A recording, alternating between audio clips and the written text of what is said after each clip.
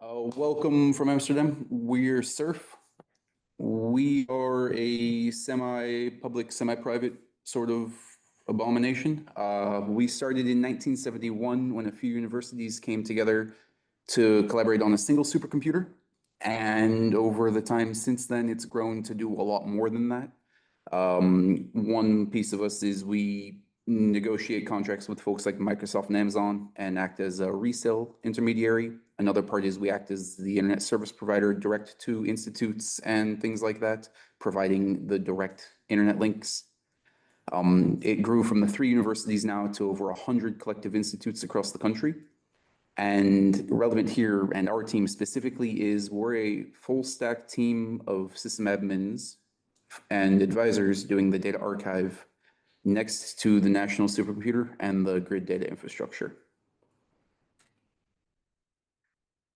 Relevant for us more specifically now and why we're here today is in 1994, we had a Cray supercomputer tender, and with that came DMF to help manage user file systems. It was a part of the supercomputer at the time, and in 2000, when they separated to a new tender, we kept a few of those compute nodes, turned it into a standalone archive. In 2004 and 7, we replaced the Cray tape libraries with SL8500s from Oracle. And in 2012, we upgraded to DMF version 6, which was the last major DMF upgrade we had done. 2022, we finally got rid of the SL8500s for the shiny new Spectra TFinities. And as of last May, we stopped DMF version 6 for the last time and turned on ScoutAM. That's what we're going to talk about here today, is the process of how we managed to do that.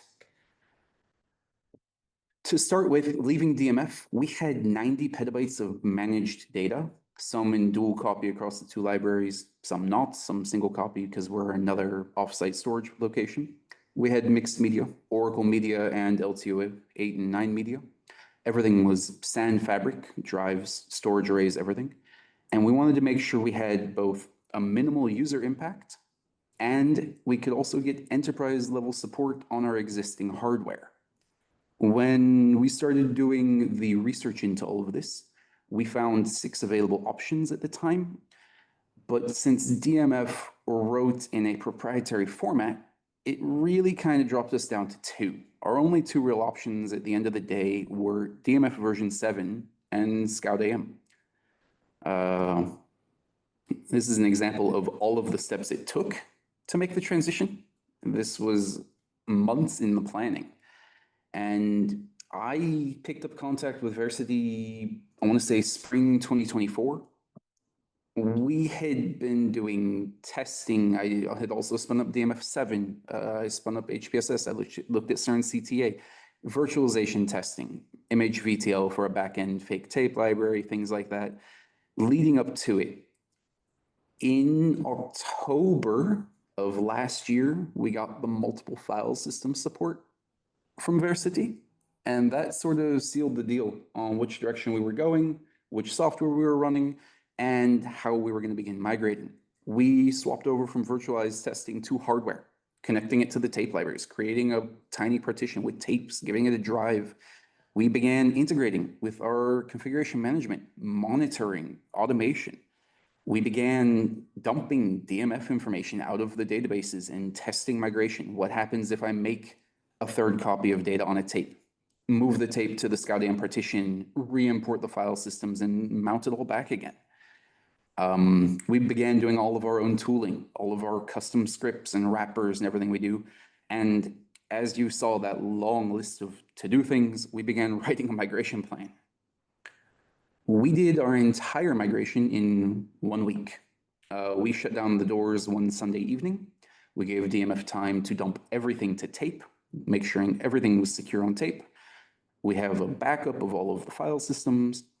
And then we began converting. We dump out all of the relevant DMF information first, and we spent a full day just doing verification, making sure that our point of truth was stable and reliable. We had to reconfigure everything from SUSE to Red Hat. We had to reinstall our entire cluster. We had to rebuild all of our storage arrays, change how many LUNs are exposed, how many disks are visible where. We also threw in 2 new NVMe boxes in the middle of this, which was bold, now that I think about it. We spent half a day testing. Okay, does ScoutAM see all of the correct file systems on server A, server B?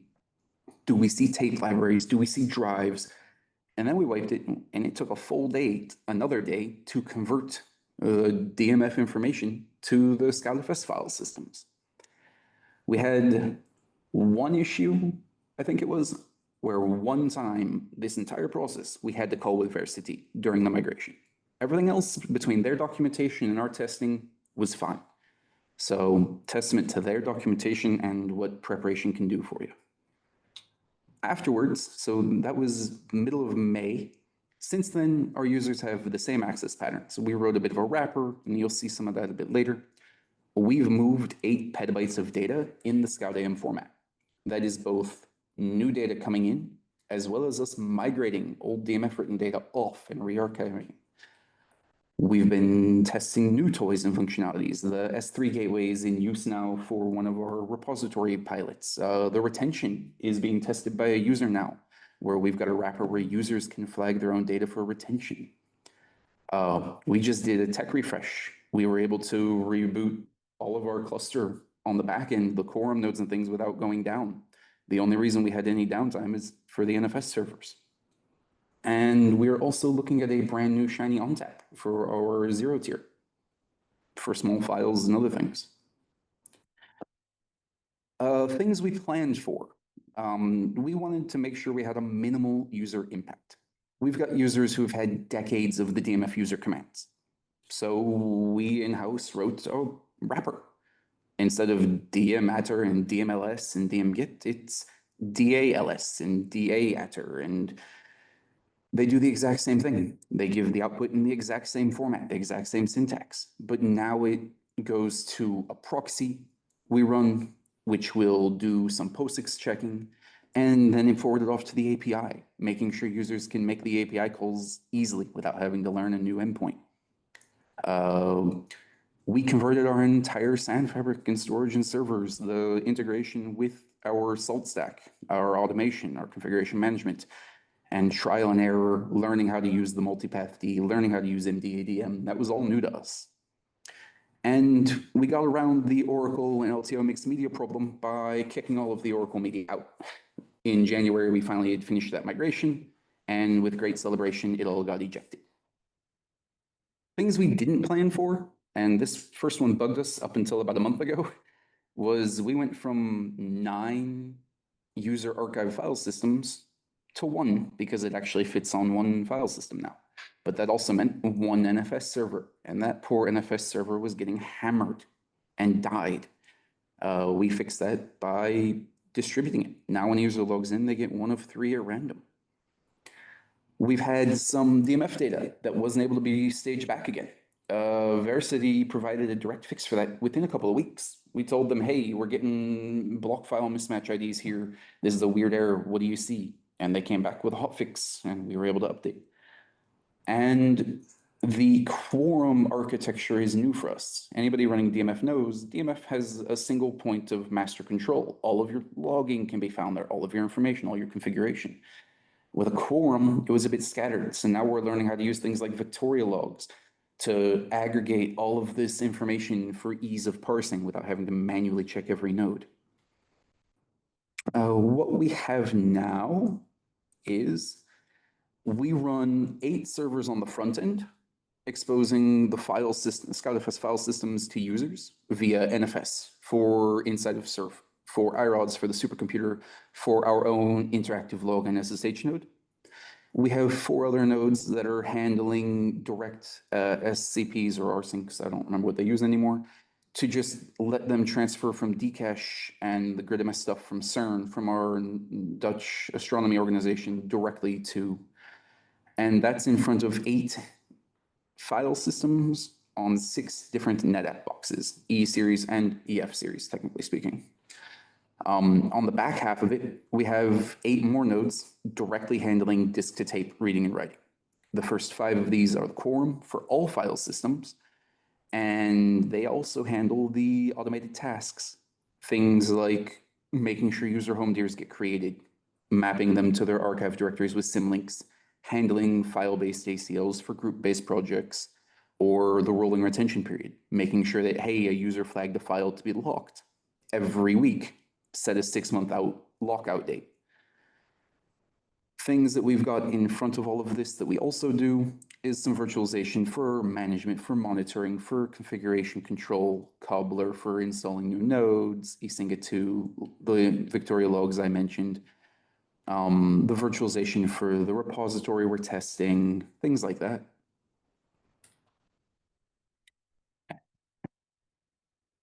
That's it, because as I also said last week, I expected technical difficulties. I know I probably still have some time, so if anybody has any questions or wants to see anything, I'm happy to do a live demo, bold of me to say, and show what we have. So, thank you. Cool. Thank you, Matthew. That's awesome. Yeah, I think we should ask you some questions, or do you want to kick off with a live demo for us? What did you want to show?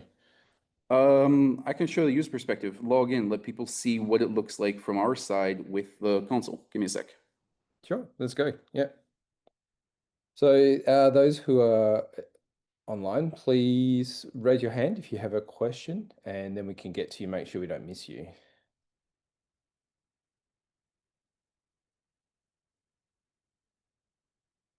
Any questions? Give me a sec. Let me see if I can share a terminal here. And folks can ask questions in the chat as well if you wish. Oh, I've got a couple. Okay. Can everybody see the terminal? Yes. No. No, we're still seeing your slides, Matthew. Slides, yeah. Oh. Now? No, maybe stop sharing and share again. Yeah, let me reshare. Stop sharing and share again. Share the console, share. Better? Ah, yes. All good. Yeah. Matthew, can you hear me? Yes, sir. Okay, sorry, Francis again from NERSC. What is your typical daily ingest and egress? That's an excellent question that varies wildly. We've had to yell at our link to CERN because we'll come in from a weekend and find out they dropped, what, 600 terabytes over a weekend one time? Or just, yeah. So it varies wildly. We don't have, well, that's not true. KNMI has a lot of sensors and daily regular uploads, but also a huge chunk of it is just users, researchers at universities who, hey, I did work today and want to put this on the archive. So an example here is, this is the home file system. So we have, grep ScoutFS. Oh yeah, I can't do that here. I'm not admin. So what we do is we actually have users' home file system on, it's a ScoutFS file system that is ignored by all archiving policies and has a 50 megabyte quota, giving them a place to put their Git repos and their scripts and their tooling. And then everybody gets an archive directory and also any group projects they may be a part of that they get mapped to. No H. And then I can actually just run DALS. Instead of DMLS, it's DALS, and it's the exact same output so that no user scripts broke. DA get SN, no H. Yeah, so this is one example. One of the newer features that just got put in is DA lock set on T3. And what this will do is set a retention lock for 2 weeks out. But what we have on our quorum node is every Saturday night, it runs a ScoutAFS search for anybody with the tagged attribute and sets a 6-month out lock. And if users want to unlock it, it stays with retention for at least 6 months until it finally expires. This is our sort of indefinite retention. And then I don't know if I have much else that's worth showing here, so let's go to more fun things. Most of us are admins anyway. Scheduler. Who's our scheduler right now? Team 2. Sam, Lee, scheduler. How busy are we? Yeah, we're quiet right now, though we did just come out of 48 hours of maintenance, so we don't have much going on, sadly, right now. Yeah, I don't know where to go from here, so if there's any other questions or anything anybody wants to see, please feel free. Yeah, I was really keen to hear about your NFS configuration, because I think some of us have lots of fun with NFS and providing access We did. to the. As you Sure. read. No, I like the wrapper idea. That's pretty neat. Oh, I've got another question. I think Francis had another question for us, so let's go. Yeah. I think you mentioned earlier in your slides that you were looking at the use of S3. Is that something that is, well, first of all, am I correct? Secondly, is that something that you have a huge request for? And what's your status on that? For the S3, we want to get rid of NFS, honestly.